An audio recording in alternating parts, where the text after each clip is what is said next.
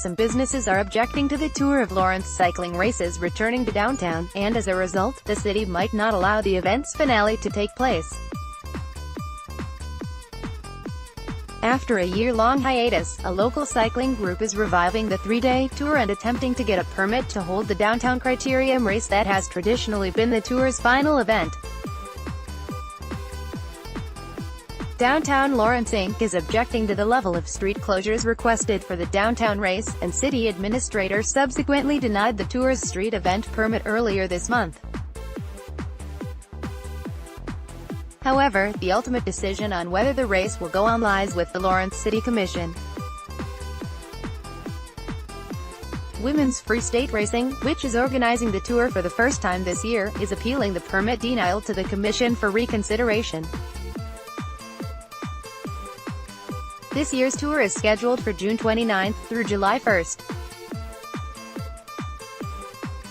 Race director Cindy Bracker said she thinks the downtown race is a positive event for the city, and the downtown course is ideal for cyclists and spectators. "I think having it in the downtown is really crucial to the success of the race," Bracker said. As in years past, the criterium race, which includes men's and women's professional, amateur and youth categories, would require that several downtown blocks be closed to traffic for much of the day July 1. The closures include 1 block of Vermont Street, 3 blocks of Massachusetts Street, 2 blocks of New Hampshire Street and a few cross streets. This is the first time the city has denied the downtown permit for Tour of Lawrence, which held its first race in 2009. Past tours included street sprints downtown, but those were not planned for this year's tour even before the permit denial, according to the tour's website. Downtown Lawrence Inc. Executive Director Sally Zagree said that although the event does bring people downtown, all street closures are generally bad for downtown businesses.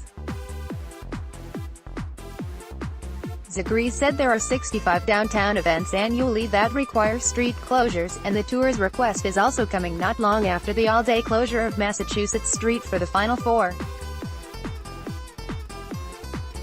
"There are more and more events, and at a certain point we need to give the business owners their voice," Zagree said.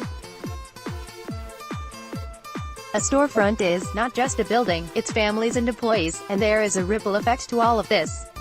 Street event permits require the permission of all adjacent property owners, according to the city's website, lawrencex.org.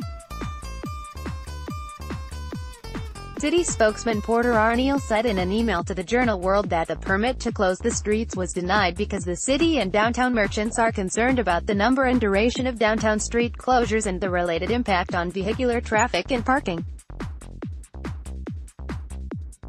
Bracker said the tour will benefit the community.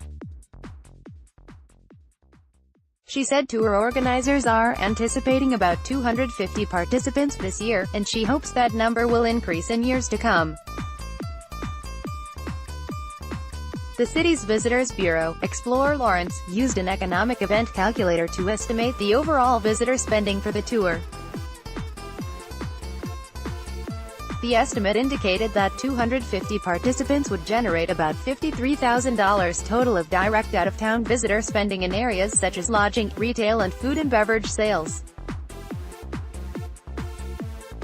Zagree said that street closures give the perception that downtown businesses are closed, and that some businesses reported significantly lower sales the last time the tour held its downtown race.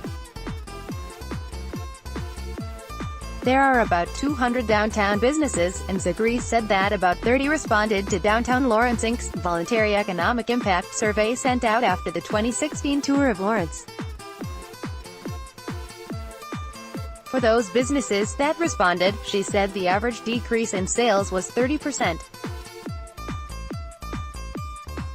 Both Zagree and Bracker said they hope to be able to work out a compromise and see the event continue. Its position statement regarding the street closure, Downtown Lawrence Inc. requested several changes. Those include a course that does not require a multi-block closure of Massachusetts Street, a condensed race schedule with earlier start and finish times, and a course that does not cut off access to parking garages and large surface lots and would allow at least some alleyways to remain open. Tracker said race organizers looked at alternative routes in the downtown area, but those scenarios would push the race into neighborhoods, and they ultimately determined that the course used in years past is the best option. Said they were able to provide access to the New Hampshire Street parking garage and condense the race schedule so that the streets would only be closed from 6 a.m. to 3:30 p.m. Originally, she said, they requested the closure to last until 7 p.m. The City Commission is expected to review the Tour of Lawrence Street event permit at its meeting June 5. Copyright 2018 The Lawrence Journal-World. All rights reserved. This material may not be published, broadcast, rewritten or redistributed. We strive to uphold our values for every story published.